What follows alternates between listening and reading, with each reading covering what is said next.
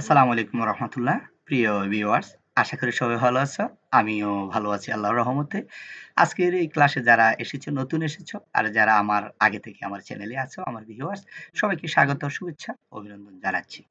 অভিনন্দন প্রিয় স্যারেরা, যারা আমার ভিডিওগুলো সবসময় দেখে থাকেন, আমাকে উৎসাহিত অনুপ্রাণিত করে থাকেন, আমার প্রিয় স্যারদের প্রতি আমার কৃতজ্ঞতা।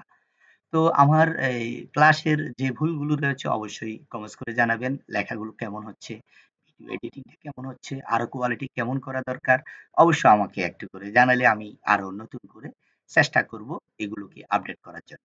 তো প্রিয় বন্ধুরা, আজকে তোমাদের সাথে শেয়ার করব যেটা হচ্ছে ৮ম শ্রেণী ডিজিটাল প্রযুক্তি ১৩১ পৃষ্ঠা, শিখন অভিজ্ঞতা ৬, সেশন হচ্ছে ২।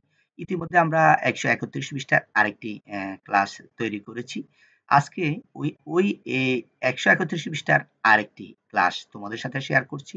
সেটা হচ্ছে শিখন অভিজ্ঞতা এশিয়া প্রশান্ত মহাসাগরীয় পরিমণ্ডলে ডিজিটাল প্রযুক্তি।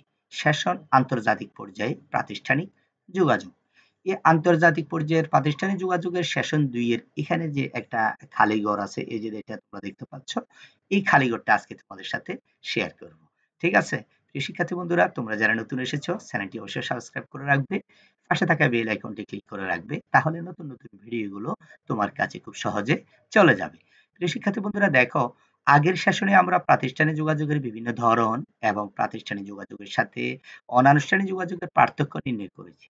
এবারের সেশনে আমরা আলোচনা করব আন্তর্জাতিক পর্যায়ে কিভাবে শিষ্টাচার বজায় রেখে প্রাতিষ্ঠানিক যোগাযোগ করতে হয় সেই বিষয়ে। তবে তার আগে একটু যাচাই করে দেখি গত সেশনে আমরা যা যা শিখেছি তা আমাদের মনে আছে কিনা। প্রাতিষ্ঠানিক যোগাযোগের ক্ষেত্রে আমরা কোন কোন কাজগুলো করব আর কোন কোন কাজগুলো করব না তা এসো বন্ধুর সাথে আলোচনা করে নিজের ঘরগুলিতে লিখে ফেলি। ঠিক আছে? এই যে নিচের যে ঘরটা আমরা একটু আগে দেখলাম, এটা আমরা লিখে ফেলবো। এখন তো আমরা জানি প্রাতিষ্ঠানিক যোগাযোগের ক্ষেত্রে আমাদের কি কি করতে হবে আর কি কি করা যাবে না, তাই না? তবে আমরা গত সেশনে যা যা জেনেছি তা অবশ্যই আমাদের নিজের দেশে যোগাযোগের ক্ষেত্রে প্রযোজ্য। কিন্তু আমরা যদি আমাদের দেশের বাইরে অন্য দেশের কারো সাথে প্রাতিষ্ঠানিক যোগাযোগ করতে চাই, তাহলে আমরা কি করব? অন্য দেশের কারো সাথে প্রাতিষ্ঠানিক যোগাযোগের ক্ষেত্রেও আমরা যা যা নিয়ম জেনে এসেছি সেগুলো মেনে চলব। কিন্তু সেই সাথে আমাদের আরো কয়েকটি বিষয় লক্ষ্য রাখতে হবে। এবার তাহলে সেইগুলো সম্পর্কে জেনে নিই।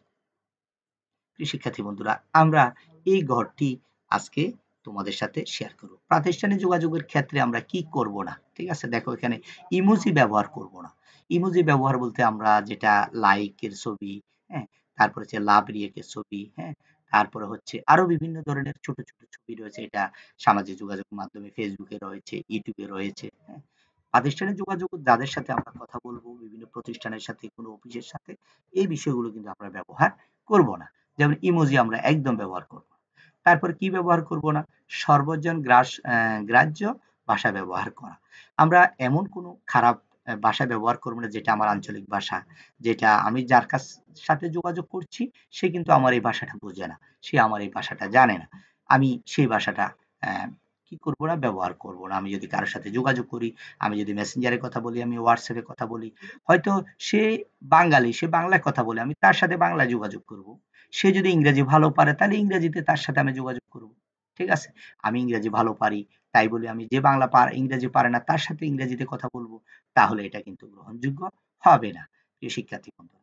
এজন্য আমরা অফিসিয়াল ভাবে বিভিন্ন জায়গায় যখন যোগাযোগ করব, সর্বজন গ্রাহ্য যে ভাষাটা অফিসিয়াল ভাষা, যে ভাষাটা অফিসে চলে, ওই ভাষাটাই মূলত ব্যবহার করব।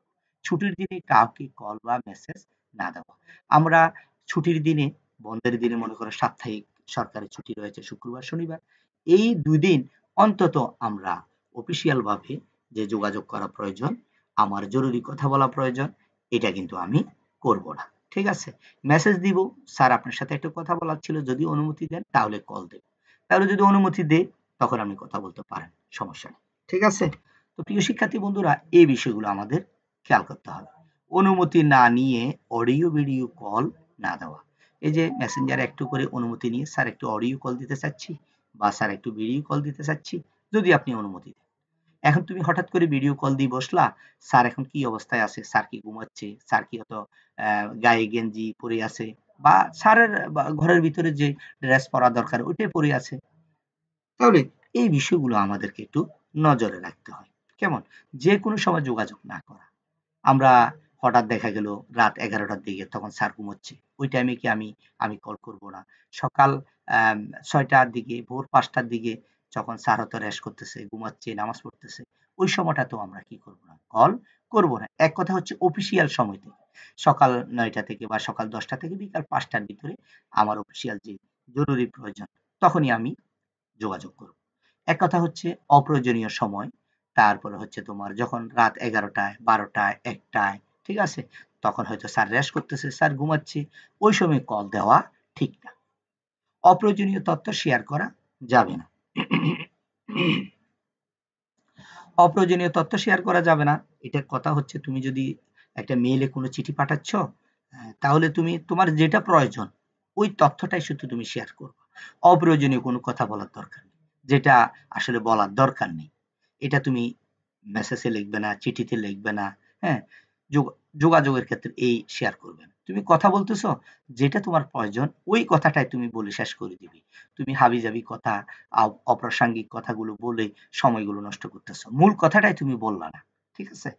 এই বিষয়গুলো আমাদেরকে খেয়াল রাখতে হবে। সম্মান দিয়ে কথা বলা। আমরা আমাদের ঊর্ধ্বতন কর্তৃপক্ষের সাথে, আমার বসের সাথে, আমার স্যারের সাথে যিনি আমার সিনিয়র, আমি যার সাথে যোগাযোগ করতেছি, যে অফিসে যোগাযোগ করতেছি, যার সাথে কথা বলতেছি, তাকে অবশ্যই সম্মান দিয়ে কথা বলতে হবে। তার যে সম্মান পাওয়ার যোগ্য, ওই অনুযায়ী তাকে সম্মান করে কথা বলে আমার যে মূল বক্তব্যটা, আমি যে বিষয়টা জানার দরকার, ওই বিষয়টা কি করে দেব? আমি জানিয়ে দেব। ঠিক আছে প্রিয় শিক্ষার্থী বন্ধুরা, আজকে এতটুকুই। আজকের ক্লাসটি তোমাদের কেমন লেগেছে অবশ্যই একটা লাইক এবং কমেন্টস করে আমাকে জানাবে। আর যারা নতুন এসেছো অবশ্যই চ্যানেলটি সাবস্ক্রাইব করে রাখবে, পাশে থাকা বেল আইকনটি ক্লিক করে রাখবে। ধন্যবাদ সবাইকে। পরবর্তী ক্লাস দেখার অনুরোধ জানিয়ে আজকের ক্লাস শেষ করলাম। আসসালামু আলাইকুম ওয়া রাহমাতুল্লাহ।